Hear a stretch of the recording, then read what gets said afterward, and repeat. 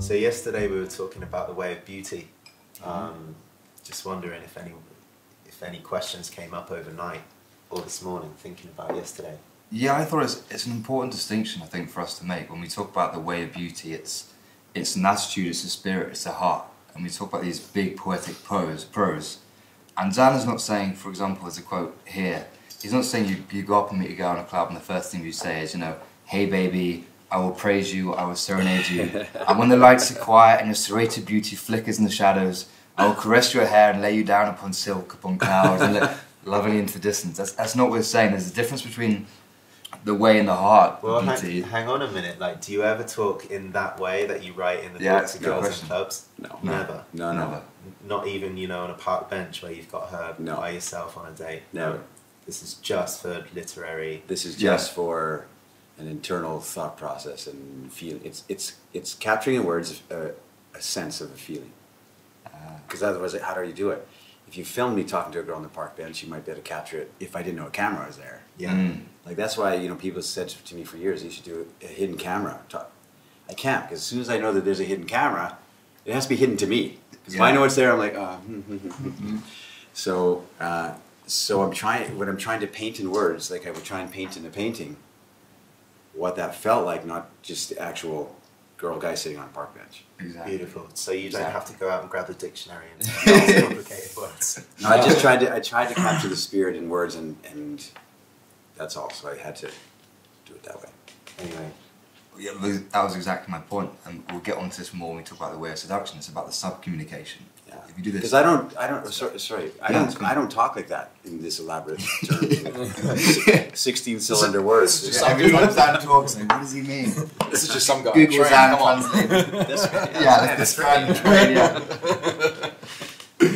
But it's to put it down on paper. It can only feel a certain way. It has to, like, if you don't get the spirit in that. To me, I wrote something that I would want to read. Let's put it that way. I know there's a lot of people going, I don't get it, and it's too wordy, but to me it captures the flow and the rhythm of talking to a beautiful girl in words. Captures it, but isn't it? It isn't the talking. It's no, exactly. Not the specific. No. Yeah. It's like a metaphor, maybe. Yeah. You were going to say something else, and I cut you off. Well, you pretty much said it. I think we'll talk about it more. Okay. You still have that spirit and that heart for beauty where you use the poeticness, but what you show that attitude is sub-communicated. And you can be really fun and direct and jokey, as we are sometimes the cameras are off. And sometimes we're having these deep philosophical conversations. Everyone's like, oh, these guys are so deep and profound. And then we're just cracking jokes the whole time. I think it's important for viewers to remember that it's a natural, fun, ease and delight thing. It's not all this heaviness, poeticness, bringing out 17th century poetry to talk to a girl. That's just important to say, I think. Yeah, this is the whimsical musings of his remembrances, you know? Yeah. And so the Alabaster pieces, the fictional pieces that this guy on the train wrote, are even more non-specific and just kind of like, you know, a tapestry of words. So, because that's how he's remembering it. So, you know, I had an experience this morning, a bit like what you say, that to see beauty in a woman or to show a woman that you find her beautiful is not about this very obvious overt gestures or bringing flowers or saying the words themselves. You know, a lot of guys are always asking, how can I show that I'm a lover of women with my words? And then there's a bit of a falseness to it. Yeah. And going back to this thing yesterday, we spoke about there's a transmitter. You're open to beauty, you seek beauty, and if you find it, you transmit that passion for life and love of beauty to the people around you. I went to get my coffee this morning and spoke to the girl who was serving, and instead of thinking, oh, what can I say right now, or does she like me, or do I like her, I was just stood there wondering, I wonder if she's in tune with her beauty song.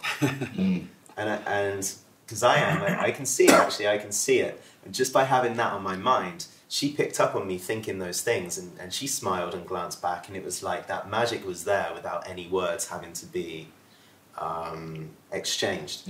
It was just what was going on inside of me, and it got transmitted. For me, that's the start of something. Yeah, and I mean, we get into that further as we go into the book, but I tell you, the less said, the better. It is a spirit and a look and and it's hard for guys to understand that because they think they have to be talk, be interesting, fill the space, don't let it have any dead air.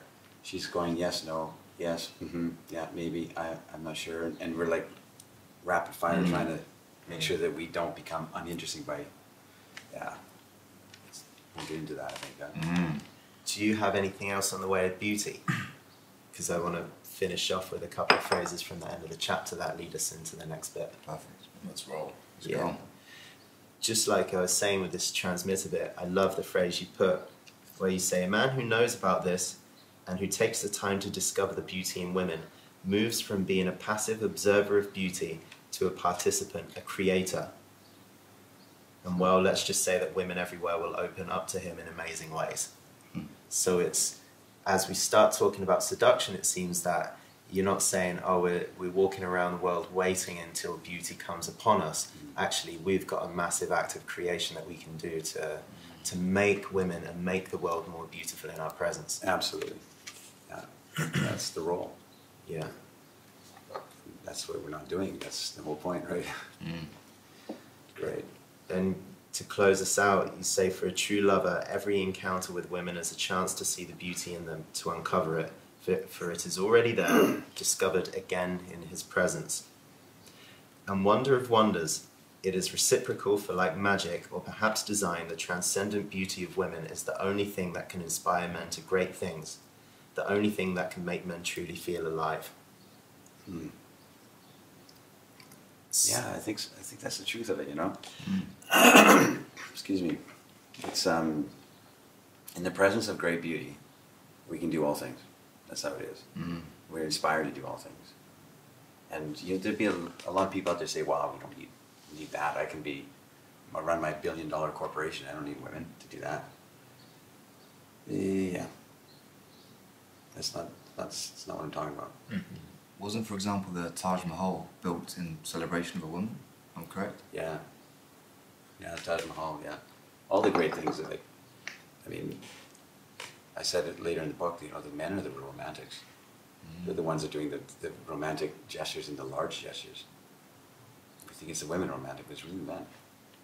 A woman once said to me, she said, the masculine makes it possible, but the feminine makes it worthwhile.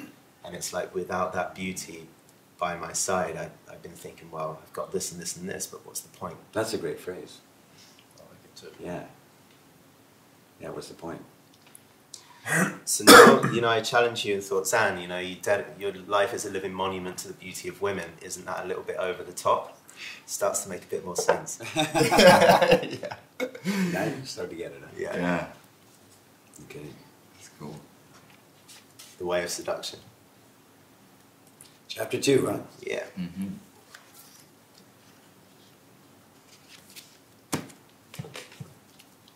I like the honey run from the bees. Yeah. Yeah. Seem to make sense.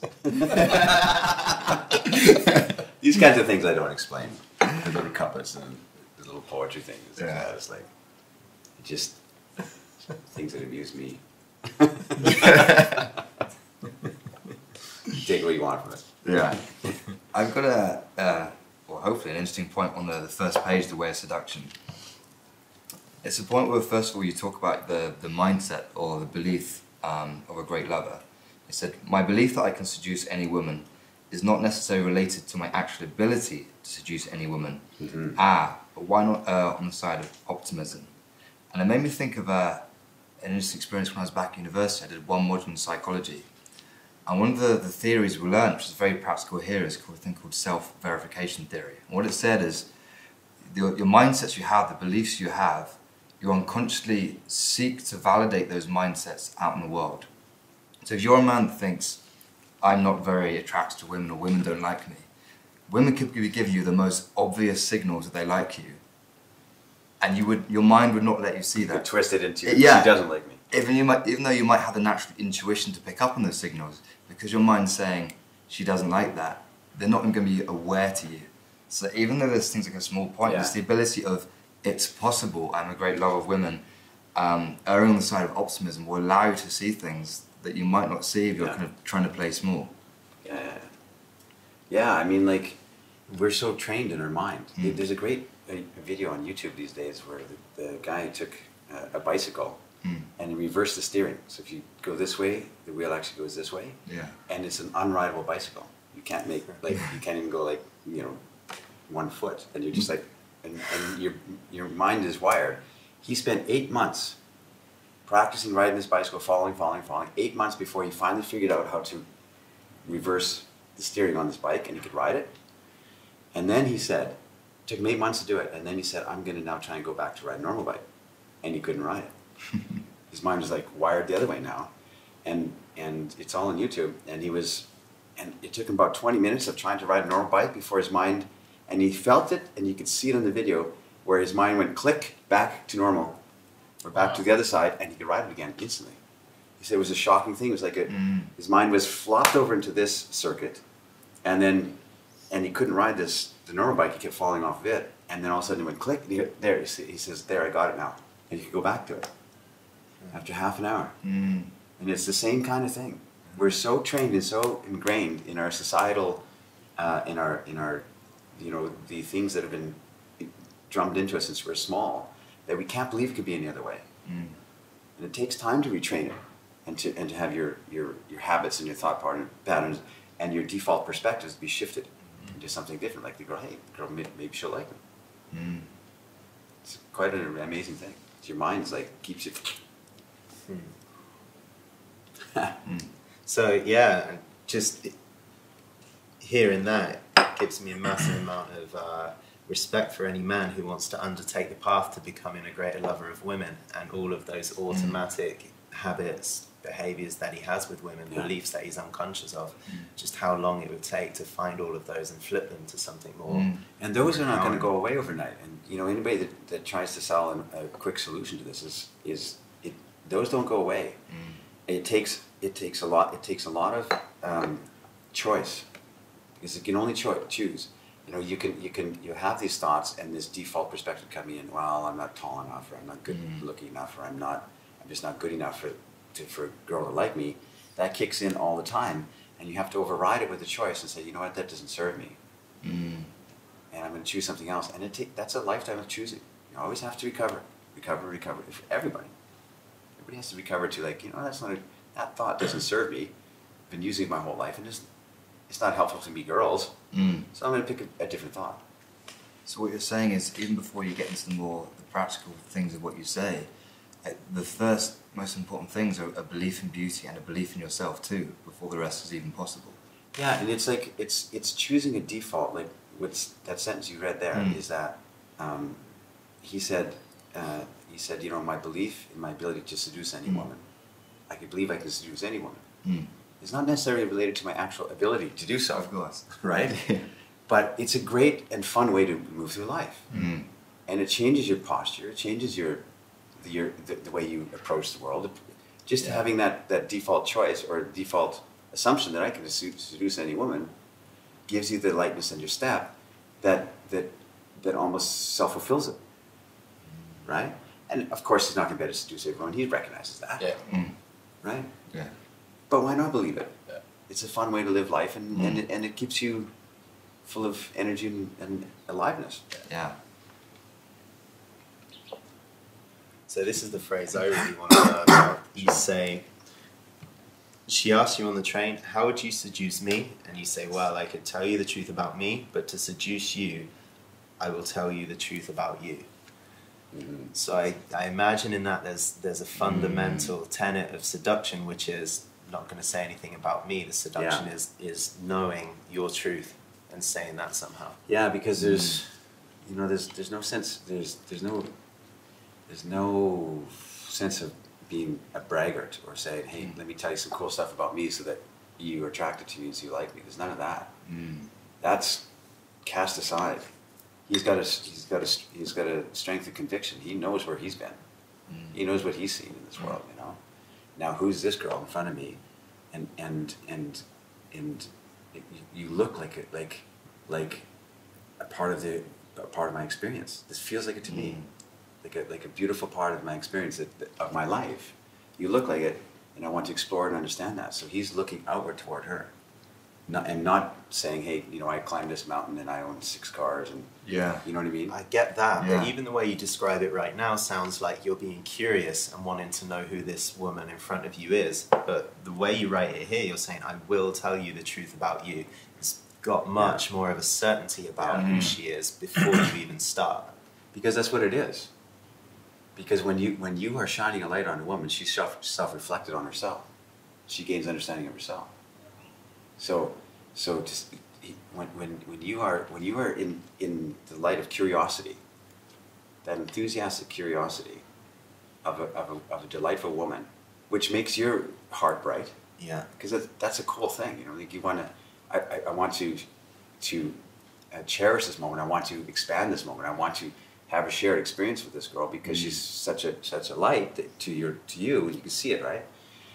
And that reflects back on her, and she learns about herself, and her beauty awakens. What we talked about in the early episodes. So it's not like you're with a woman on a date and saying, I'm going to seduce you and I'm going to tell you your truth. It's much more you're saying something firm like that, but actually you're using your curiosity to co-explore who she is together. Exactly. It's like the very first phrase of the book is like, you know, gather round, and I will tell you I will sing a song about women. It's not actually singing a song about women, but he's gonna shine a light that women can step in and start to get a self realization about how he sees them, not about themselves. A guy can't teach women about themselves. Well, it's presumptuous to say, hey, you know, women, I'm going to teach you about you, because he's not a woman. He can only say that this is how I experience women. This is the greatness and the grace that I've experienced in women, and I can share that with you.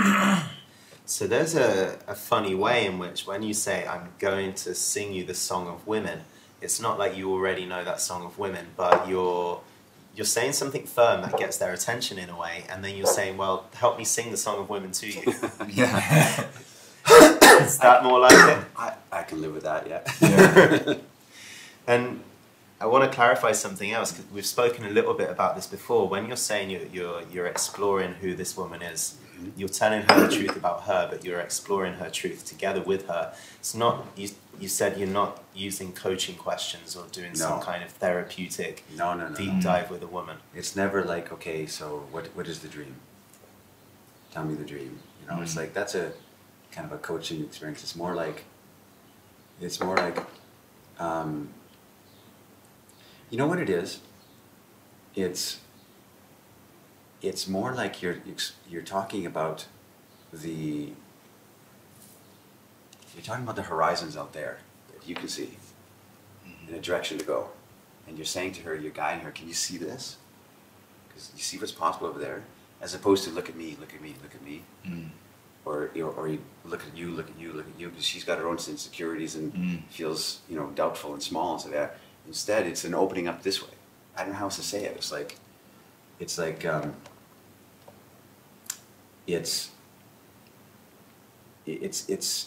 looking at a shared horizon or a possibility, a potential, I guess. So it's for you to be on a date or sat opposite a woman. It's never about knowing her specifically very deeply or sharing yourself or wanting her to see you. It's always this. No, because it can go very deep. Yeah. But it's always in the spirit of like, it's never in the spirit of like any kind of heaviness. Like it's, you know, I don't know how to say it. There's a delight in it for this guy. There's a delight in the conversation because he's delighted that he's sitting across from this girl and she's wearing a white dress and she looks great, and the sky's nice.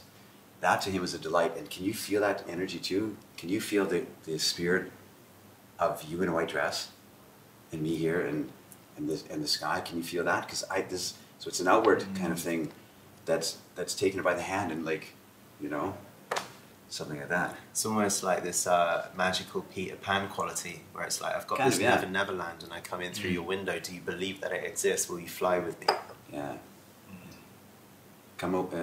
By Yeats. Come away, O human child, to the water and the wild, with a fairy hand in hand, where the world's more full of weeping than you can understand. It's kind of that thing. It's like, everyone's caught up in their, or buried in their routine and their drudgery and their normalcy and their mundane. And it's saying, you know what, in the moment of us, is it pie in the sky? Is it rose-colored glasses? Maybe. I can live with that too. But it's more like, it's like the experience of me and you together, I'm using you as my girl, is going to be, let's make it a little bit different than the normal.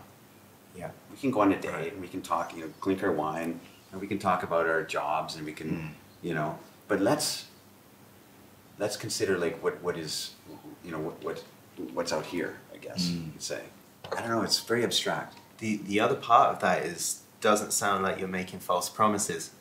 Not at all. Because I've been out with guys who have been great with women, but also consummate manipulators, and had a lot of close friends, especially in Latin America, that work in this kind of way, where it's like, I promise you the world, I'm going to tell you the truth about you, I'm going to draw this great vision of the future that we're going to come towards, and then you're going to come with me to my grandfather's house in the country, and it's going to be wonderful, and we're going to ride horses, and then we're going to make love, and this is what I've got. It might be true or completely false, but he sells her on this vision which seems to work effectively but never comes to fruition.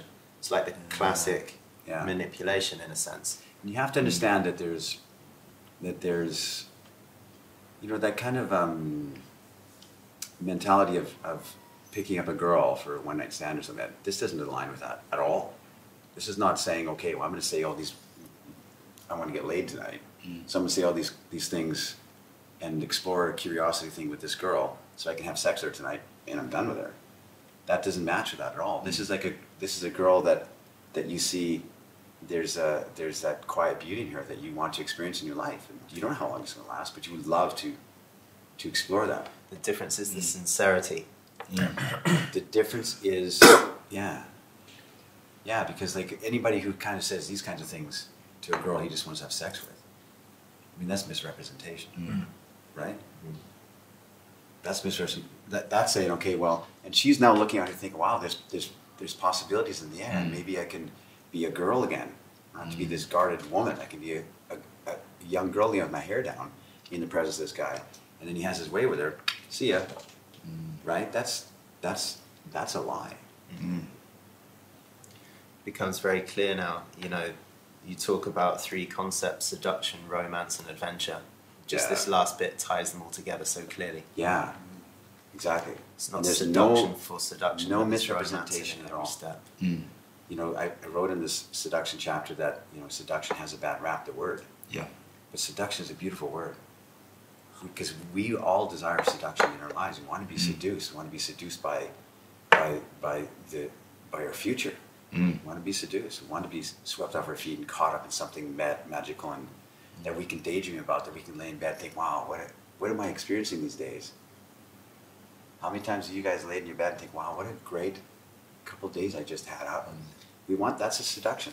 Yeah. And seduction has got this, this bad rap of, being to lead someone astray. But seduction just opens up the possibilities of, it allows people to do what they always wanted to do. So I think it's a beautiful thing. That's what this whole chapter's about. So I don't know if I'm about to open up an entire section that's somewhere else in the book or not. But when you say, I will tell you the truth about you, I wonder, through all your explorations with women, decades of dating and relationships and so on, how does your knowledge, your wealth of knowledge, inform you about what is the truth of certain women, and just how daring would you be when it comes to saying truths? Super daring. You see later in this chapter, I don't think it's far in from where you guys are, maybe you have questions about that later, but where the guy says some pretty absolute, pretty over the top, pretty confrontational type of things, where he says that. He said, I understand. I look at a woman and I know her. I know what she's about to say. I know what she's thinking. I know what she will respond to, because he's been there before. I know her favorite position already before we've even spoken. He's been there before. And that sounds like a very presumptuous and like a arrogant thing to say. But it's it's a wealth of experience. A wealth of experience that he knows that, you know, this girl might be saying something, but she's meaning something else. Or she might be pretending to be a little bit aloof, but she isn't. You can see through it. And other guys would be like, oh, I don't know, this girl's kind of being distant, or, you know what I'm saying? Or she's challenging in some way. And he knows what's behind it. So that kind of experiential knowledge makes it so that he kind of knows what's going on. That's what he's saying to them. Does that answer your question? And we'll come to that paragraph that you just talked about, because it's wild. I've got a little thing here I'd like to read out firstly. And this is because as soon as my intentions and your protests are in the air, I know exactly how to deal with everything. And what's more, you will believe in your cautious charm that it was all your idea. Why do they believe it's their idea? This is the man who knows what to say to a woman, and he can say to her, he can announce to her. Keep putting it in the abstract, right? Keep putting it removed. He can announce to a woman, I'm going to say this to you, and you're going to protest, but you're still going to stay. You could walk away, but you're still here, and that speaks volumes to me. I'm going to say this, you say no. No, of course not. But you're still here. That speaks everything to me. I see it. I understand. And it's not like there's just a knowing from being in situations before. That makes sense. And it seems like you're saying, you know, there's a deeper truth than her words or even your words. Yeah. That speak volumes more than what she says. And you can see behind what she's saying. You know, the artificial like wall put up here, or this, you see what I mean? But there's a real beauty behind there, and you're speaking to that. It kind of, you know what it is? It's walking right around the defense without trouble. The pirouette to the side. Pirouette to the side, yeah. She can attack all she wants. She can say, you know, who do you think you are? And I'm still here, and you're still here. And there's no sense of trying to conquer, no sense of trying to beat through the walls, no sense of deception to dig underneath the walls. It's just, I'm here, and I see this, and I walk around and say, hi, here I am, still. It kind of feels like that. And women recognize when I talk about these things, they go, because they've experienced it. They've put up the walls, and the guy's going, okay, well, now how do I do this? I gotta get more drinks, or I gotta, you know, pretend I'm indifferent to her, or they have all kinds of mechanisms to try to fight or climb the walls or whatever. And women are used to putting up the walls, and they've got the boiling oil, they've got the arrows, and so we have this great divide. But why do they put up the walls? Can you say a little bit about that? The same reason that we put up our walls, because they've been hurt. Yeah. You know, they've been hurt and abandoned ever since we were little kids. We all have these, you know, everybody has these walls and these protections, and guys trying to be cool and act like they're aloof and indifferent because they don't want to act like, wow, I really like this girl, but I can't show it. I really like that girl. This girl's cute. This girl, but I would like to meet this girl, but I can't do a head-on assault because arrows and boiling oil is what we're used to. So you've chosen a perspective, and you've got enough experience that lets you know that if you see a girl and think that it's on, that it's on. Yes. So you encounter her, you talk to her, and then there are 10 different varieties of walls. Yeah. And most guys will go away after wall 1 or 2 or 3, or might even get through to wall 7 or 8, but, you know, at some point not be able to have that seductive romantic experience. But you know deep down, even though there's all these walls, she wants to be seduced, she yearns to be seduced, she's dying for this kind of romance. And she's used to, you know, kind of weak men that hit the walls. Yeah. And it's really just like, I'm not kidding. It's not an attempt to overcome the walls. It's a casting them aside that easily, and speaking to her and telling her that, and saying it out loud to her. It's this, you've got this defense, or not even, no, that sounds dumb, it's not like that. It's just saying, yes, I hear you, what you're saying, and I hear that, and I hear that, and I'm still here, and you're still here. You know as well as I do with the truth of of the chemistry that's happening. So I'm calling it out. I'm just saying it, matter of factly. You're being very open about it. I'm sure other people think they get a wall and think, like you said, like buy a drink, we've got to say some smooth line, or be sneakily get around it. But you're not saying that at all. You're being completely open with it, but you're saying I see a deep truth there as well. Yeah. It's like, so I've known a lot of guys that want to get through the walls, right? Because these are the defenses on the way to the end zone or fourth base or home run or whatever it is, because they want to take something from the woman. Exactly. It's like you are actually doing the same thing in a way. You're wanting to skip around the defenses and get through to the sides and call out truths to have you get closer to her. But there's a way that you feel the entire way around that you're on her side, you're holding her, you're not going to take... You would go all the way through the walls, but still not take anything from her if in the last minute she's too vulnerable and doesn't want anything. There's no danger for her at all. So there's enormous seduction to get that way, but enormous trust all the way through, in a sense. Yeah, because you call it out. And I'm a great fan of saying things verbally, in words, and not just like showing with your actions. So you call it out. You say, you know, you run into this gamut of walls, but you don't really, because you say there's no it's not necessary here, and you know it. With me and you, it's not necessary to have these walls. It's that simply plainly said. You don't need it. You're still here with me, and this is a great thing. When women feel that, those walls they fall away, because you're just saying it. There's no need for it. I'm here. And I'm not coming as an enemy. I'm not coming to conquer. I'm not coming to bed you.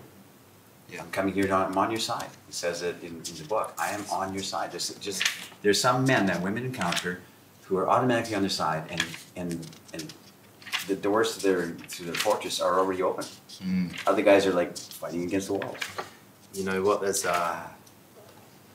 later on in the chapter you talk about a couple of different kinds of men that can't commit. And some men they don't commit because actually they're good-hearted men, but there's some fear of commitment or just fear of what that means, and they sabotage their progress with women at some point.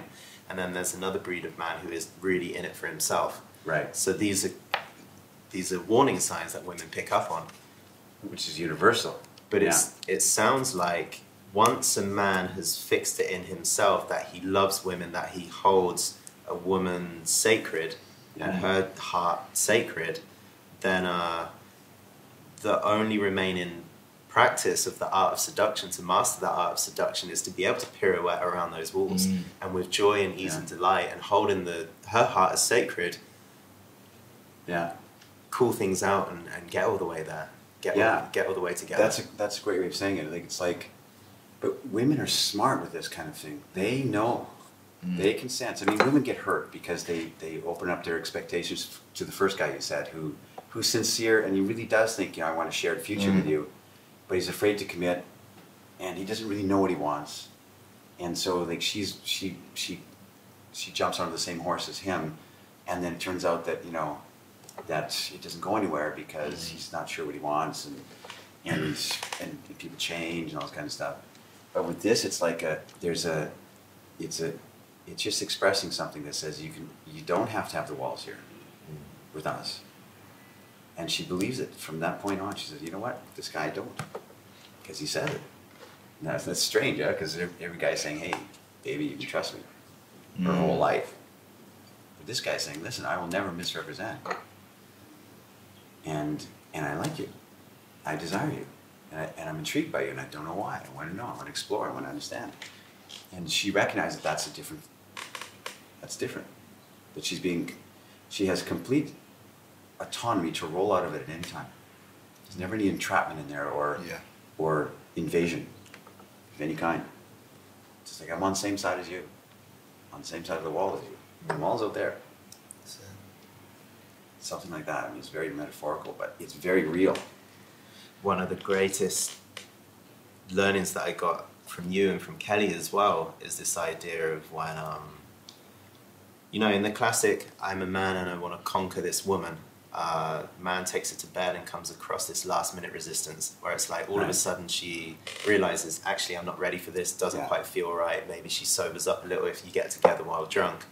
And then a man wants to find techniques to get past that one remaining wall so he can get into the end zone and score. Yeah, what can I do?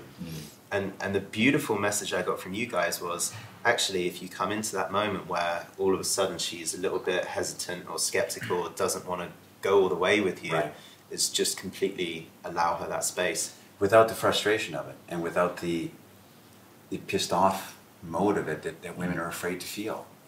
Yeah. Like, women don't want to have that energy of a guy who's frustrated because, you know, she had a couple of drinks and she went home with a guy, for instance. And now she's thinking about her boyfriend and, you know, she's, I don't know why I came, and she's nervous.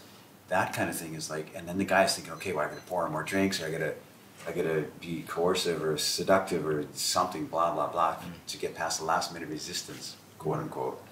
And in this guy's world, it doesn't exist.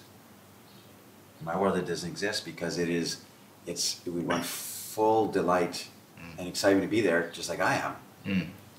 And the moment that turns off or gets hesitant or gets a little unsure, there's a generosity and graciousness in that, and let her roll out at any time, and to still take care of her and still hold her, like, you know, like make sure that you'll be safe and you'll be comfortable and you won't feel any kind of pressure from me or any kind of frustration from me because you got quiet and wanted to have a change of heart. No problem. I'll still take care of you. I'll still make you, you'll get home safe, everything. You know what I'm getting from this conversation that I'm seeing in a different way from ever before? It's,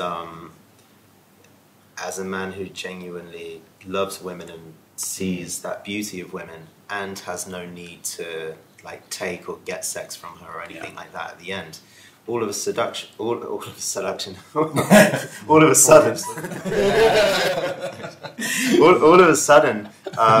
what is seduction becomes this joyous dance and like light-hearted test of, can I pirouette to the side and skip around some of these defenses in the name of fun and romance and joy with her? And it's like less of a, oh man, if I get to this wall, I have to figure out how to get around with.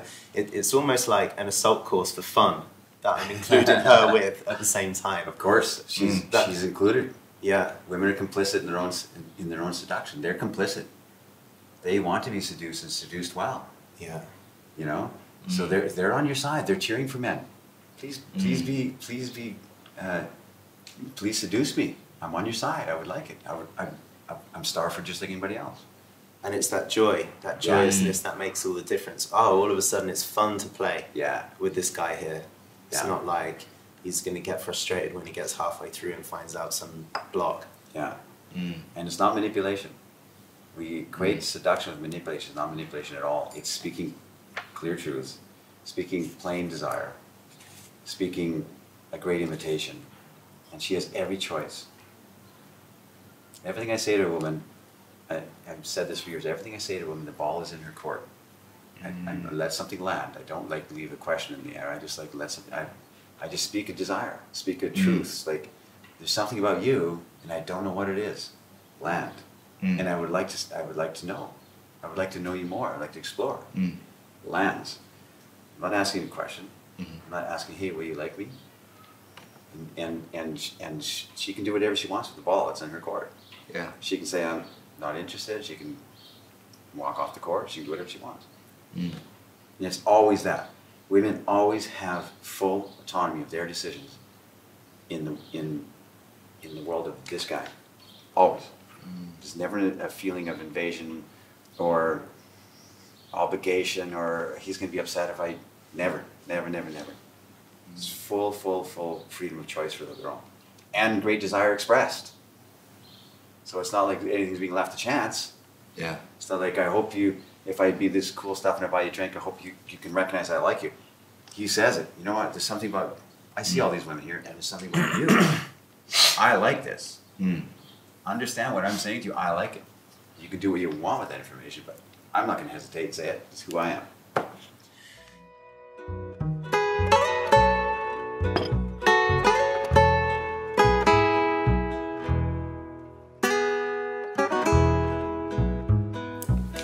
Okay?